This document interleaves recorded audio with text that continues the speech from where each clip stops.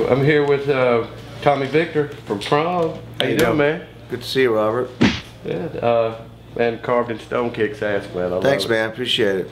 Good to hear some new stuff out from you guys. Yeah, man. We spent a lot of time on it. It was a long process. I just wish more people heard it. I think it's pretty up there. One of the best Prong records that we've done. So we put every inch of energy and blood and sweat into it. So for what? Who knows why? But it's like it's as good as Beg to Differ, man. All those, man. I love it. It's good. I love it. But tell me about working with Steve Evans as the producer. Are you not used to working with a producer too much, are you? Is this something Not new? recently. Well, we try to save money and have me do it myself in the last couple of records, and then we had but I wasn't happy with the product, and then I wanted somebody that would beat me up a little bit and get me up to like today's standards on stuff. So especially the vocals, and I think that was a success with this record, where I mean, we were doing vocal harmonies, and you can't really tell, but just the blend and everything, perfection, and every word just we went over and make sure that it had some impact. You can hear the lyrics, you can hear what I'm saying, and he's an amazing producer. And the same thing goes with the guitar parts and solos. There was nothing half-assed. It was hard. Yeah, it was.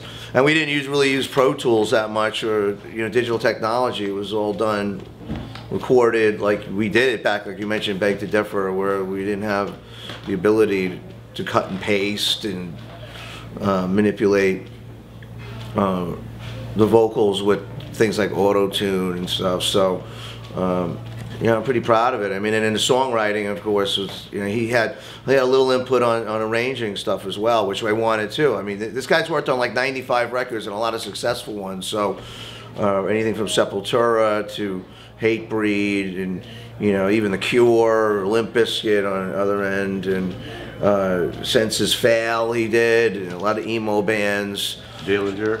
He did, of course, Dillinger. He's done every Dillinger record. So his knowledge of guitar sounds as well as vocals is priceless. Although we spent the whole budget on paying the guy, but there's nothing left over after it. But it was something I had to do, and whether we go that road the next time, or if there is going to be a next time, I'll I don't know if I'll do it again. But it was a long, brutal process. But I just wish more people heard it, and it was more successful at this point. But that's why we're touring and doing this type of thing for exposure. It's so hard these days. Yeah. Well, what made you decide to use Revenge as the first real single that you put out in there? There's a lot of input from label and producer, and then the band. People just felt that was the catchiest or the most anthemic song on the record. I mean, they were all pretty catchy and anthemic. It was a hard choice. I mean, well, go back just a little bit. Tell me a little about being the sound man at CBGBs and how Prong really got started back in those days. Well, it's funny, we're touring with COC, and they remember those days because they were even around longer than Prong. So they actually had the sound man that went out on the road on the initial COC tours.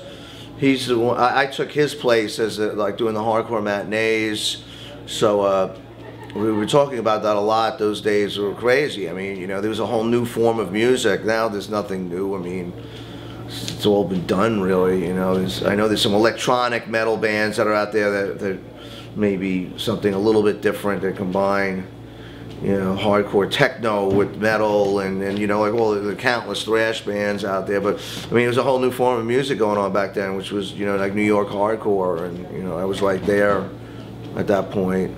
So and that was with Mike Kirkland and yeah, Mike worked. That was the initial lineup was with Mike, who worked the door at CB's, and he was in a band called Damage with Steve McAllister, the guy that was one of the sound guy for COC, and they had a band, and I liked them a lot, and I was like, man, and he was like, well, I'm sick of playing with these guys. I want to start a new band. And he goes, and I heard you play. And I go, yeah, but I sort of, I wasn't really pressing it. I didn't really want to pursue music any longer as a player, because even by that point in my early 20s, I had been through so many unsuccessful bands. It's got, like, you know, you work hard and then somebody screws the whole thing up, you know, since my teens. So I was like, I got to get a real job. So I went back to audio. I went to audio school and got the CB's gig.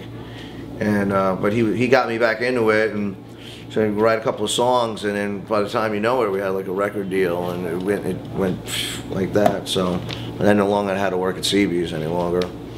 Have you played with Ted since then a few times, or is he? No, I'm in touch with him. He lives in Norway. I tried to get him back a couple of times, and he was disinterested in continuing doing this. I mean, you know, what it takes to do this and thrash metal now, and I mean, you know, like Alexi's, you know, is a road dog, and you know, he's perfect for it. You know, he's I mean, not to take anything away from Ted, but Alexi's a pretty damn good drummer. So, and then before that, we had Aaron Rossi, who was also excellent. So, you know, I haven't had any problems finding good drummers, that's for sure.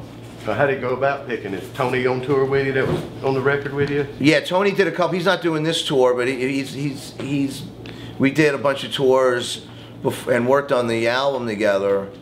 So he just didn't feel it was financially viable for him to come out on these prong runs. So he has offers from so many other people to do other things. But actually, the same thing happened with Aaron. Was, you know, we got offered the Soulfly tour, and he's after Power the Damager, and then he didn't feel like going out in a van and struggling anymore with it. So, you know, Alexi, I knew he was. I first met Alexi. Well, I heard about him through Joey Jordison, and then I ran across him. He was actually drum teching with Danzig. So and when he found out that we were looking for a drummer, he wanted to do the gig. So he actually did like a video audition he did, and I was like, this guy's really good, and then he knew all the songs. It was perfect. So he's been really hassle-free on it, because we've had like this revolving door bass player situation, and these guys say they know the songs, and I'm like, and they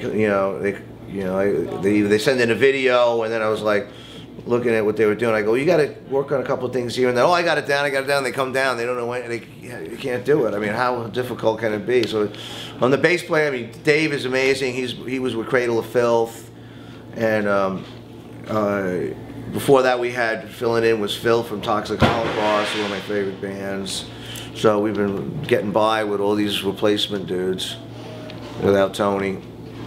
Back in the day, I know you had Paul Ravens with. Of course, Raven, yeah, who did rest in peace, yeah. Exactly.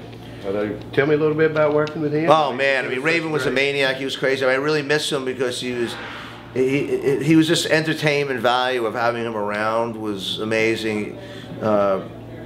Just a crazy dude, man. I mean, a real old school punk rock guy, and it was never a dull moment with him around. He'd do some really hilarious things and some stuff that he was serious that we make fun of him. He was crazy. Eventually I started working with him in Ministry, and then I wanted him to do Prong again, and then we couldn't make it happen, and then he died, so that was it.